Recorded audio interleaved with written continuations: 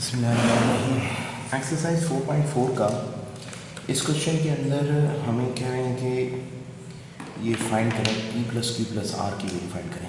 ये p plus q plus r की value find करनी है, ठीक है। अब जबकि ये p plus q plus r तो हमने फाइंड करना है, लेकिन p की वैल्यू और q की वैल्यू और r की वैल्यू, ये तीनों की वैल्यूज़ एक्सप्रेशंस में दी हुई हैं। तो इन तीनों को हमने प्लस करना है, और जिस फॉर्म में ये क्वेश्चन लिखा हुआ है ये हॉरिजॉन्टल फॉर्म में लिखा हुआ है, यानी ये लाइन में लिखा हुआ है। और वर्टिकल ये फॉर्म होती है, अगर कोई चीज़ ऐसे सवाल लिखा जाए उसको वर्टिकल फॉर्म में कहते हैं, और ये हॉरिजॉन्टल फॉर्म है, ये लंबा। तो अब हम इसका सोल्यूशन करना है, तो हम इसको किस तरीके से हल करेंगे। देखो पहले p लिखा है, तो हम पहले p की वैल्यूज़ को लिखेंगे। a power 4 minus 3a³ and plus का 4a² b² माइनस का 5b³। ये हमने p की वैल्यू लिखी है। उसके बाद देखें हम p के बाद क्या लिखा है, प्लस, तो हम ये प्लस की साइन दे रहे हैं। उसके बाद क्या लिखा है, q, तो q की वैल्यूज़ जो हमें दी हैं वो हम लिखेंगे, यानी 3a पावर 4 माइनस का 4ab³ और प्लस का 7a³b।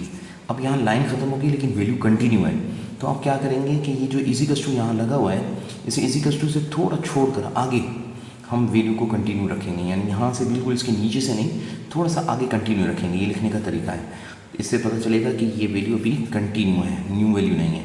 तो -2a² b², ठीक है। उसके बाद ये q की वैल्यू यहाँ पर देखेंगे ख़त्म होगी। अब किसकी वैल्यू बारी है, r की, लेकिन उससे पहले प्लस है, तो हमने ये प्लस लगाया और अब r लिखा है तो r की वैल्यू को लिख देंगे, यानी 2a² b² माइनस का 2a³ एंड माइनस का 6a पावर 4 एंड प्लस का 3ab³। अब इससे ये पता चल रहा है कि हमने इस एक्सप्रेशंस को जमा करना है, तो हमें पता होना चाहिए कि इसको किस तरीके से हल करेंगे। अब ये एक्सप्रेशन यहाँ पर कंप्लीट हो चुका है।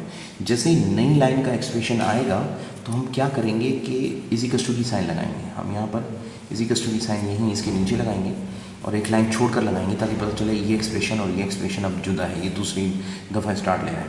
तो अब सबसे पहले एक्सप्रेशन की जो फर्स्ट वैल्यू है a पावर 4, हमने पूरी एक्सप्रेशंस के अंदर चेक करना है कहीं a पावर 4 है, a पावर 4, a पावर 4। हाँ, तो ये a पावर 4 है, इसको अंडरलाइन कर देंगे, यहाँ से इसको अंडरलाइन किया, इसको अंडरलाइन, फिर a power 4, a power 4, a power 4, a power 4, ये रहा, और कहीं a पावर 4 नहीं। तो अब हम क्या करेंगे, इन a पावर 4 को हल करेंगे, क्योंकि एडिशन में सेम बेस एंड पावर हल होते हैं। तो अब यहाँ पर a पावर 4 प्लस का है, ये प्लस का है, तो प्लस और प्लस कितना हो जाएगा, 4 में से माइनस निकलवा देंगे तो डिफरेंस साइन डिफरेंस आ जाता है, और माइनस का कितना आ जाएगा, 2a पावर 4, तो माइनस का 2a पावर 4, क्योंकि प्लस का a पावर 4 और प्लस का 3a पावर 4 ये आपस में हल हो गया। इसके हल होने से ये 4 हो गया, और ये माइनस का 6 का डिफरेंस लेने से -2a पावर 4 हो गया। अब ये हल जो हो जाए उसको ऐसे लाइन लगा दें ताकि हमें याद रहे कि ये वैल्यूज़ हमने हल कर चुके हैं, इसको कंप्लीट कर चुके हैं। उसके बाद हम क्या करेंगे कि दूसरी वैल्यूज़ को उठाएंगे। अब दूसरी वैल्यू जो है प्लस का 3a³ है, तो ये 3a³ को हम ढूंढेंगे, 3a³, ये ab³ है, 3a³ नहीं, तो a³ ये रहा, प्लस का 7a³, प्लस का 7a³, इसे हम अंडरलाइन कर लेंगे, और माइनस का 2a³, इसे अंडरलाइन कर लेंगे, और देखें कहीं भी और कहीं नहीं है। तो ये माइनस का और ये माइनस का सेम साइन, पहले सम कर लें, तो सम होकर हो जाएगा माइनस का 5a³ और ये प्लस का 7a³, तो प्लस का 2a³ आ जाएगा। इसका मतलब है ये एक्सप्रेशन हल हो गया है, इनको भी अंडरलाइन वालों को कट ऑफ कर देंगे। ऐसे हम चलते जाएंगे और सारे एक्सप्रेशन हल कर डालेंगे। अब देखिए माइनस प्लस का 4a² b², अब हम देखते जाएंगे 4ab², तो ये रहा a² b², ये हमारे पास वैल्यू आ गई, और प्लस का 2a² b², एक ये वैल्यू आ गई, और कोई वैल्यू नहीं। और ये प्लस का ये माइनस का तो यहीं पे कैंसिल कर दें, बाकी बचा प्लस का 4ab², तो प्लस का 4a² b² ये बच गया। तो ये एक्सप्रेशन हल हो गया। उसके बाद बारी है -5b³, तो माइनस का 5b³ माइनस 5b³ माइनस का 5b³ है ही पूरे एक्सप्रेशन में नहीं है, तो हम क्या करेंगे, माइनस का 5b³ वैसे का वैसा लिख देंगे, हल होने को कुछ नहीं है।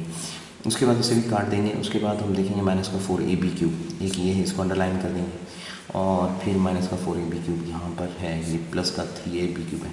तो अब ये दोनों को जब हम हल करेंगे तो डिफरेंस लेंगे, डिफरेंस आएगा माइनस का, और ये हो जाएगा माइनस का ab³। ये हमारा क्वेश्चन सॉल्व हो गया। देखें अब आप गौर से देखें तो यहाँ पर कोई भी एक्सप्रेशन ऐसा नहीं है जो काटा हुआ ना हो या अंडरलाइन ना हो, तो इससे सारे एक्सप्रेशन और सारी वैल्यूज़ आपस में हल हो जाती हैं, कोई वैल्यू बचती नहीं है।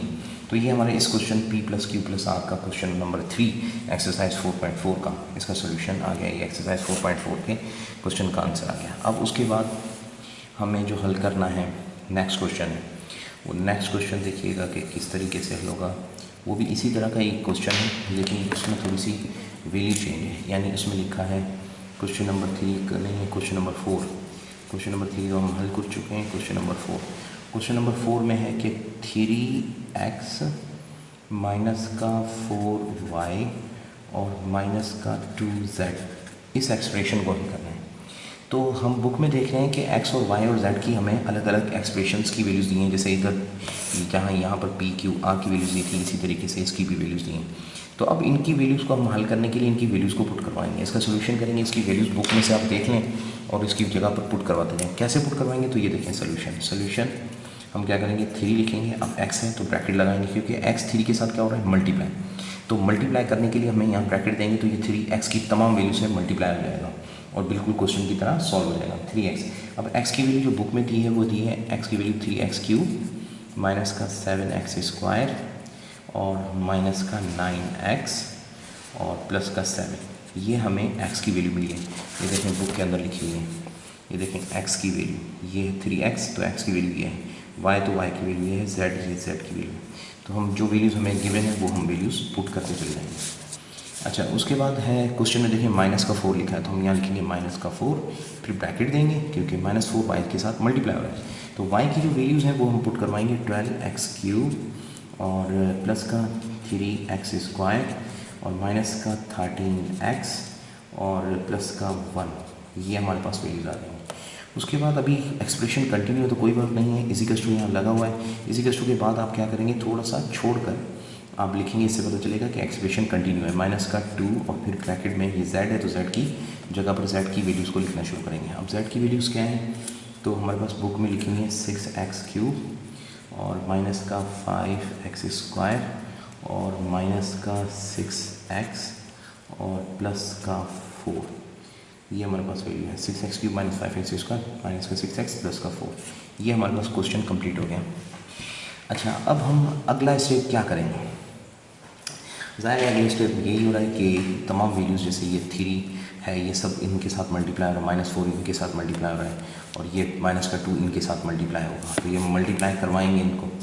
अब मल्टीप्लाई करवाने के लिए हम क्या करेंगे कि सबसे पहले 3 को मल्टीप्लाई कराएंगे। तो 3 3 × 9x³ -3 7 21x² प्लस माइनस का 3 9 27x। अच्छा, और उसके बाद 3 7 21, तो ये 3 7 21 ये वाला आ जाएगा। 3 ने 7 को मल्टीप्लाई किया तो 3 7 21। अब उसके बाद इसकी बारी है, तो -4 ने जब 12 को मल्टीप्लाई किया तो 48x³ माइनस का, और ये माइनस की साइन सबसे मल्टीप्लाई होती जाएगी, तो माइनस प्लस माइनस और 4 3 12x², फिर माइनस माइनस प्लस 4 13 52x और फिर माइनस प्लस माइनस तो प्लस हो गया ना, माइनस प्लस माइनस अब एक्सप्रेशन से थोड़ा छोड़कर माइनस प्लस माइनस 4 1 4 और उसके बाद ये -2 ने इसको मल्टीप्लाई किया तो माइनस प्लस माइनस 2 6 12x³ और माइनस प्लस 2 5 10x² और माइनस प्लस 2 6 12 और 12x और माइनस प्लस माइनस 2 4 8।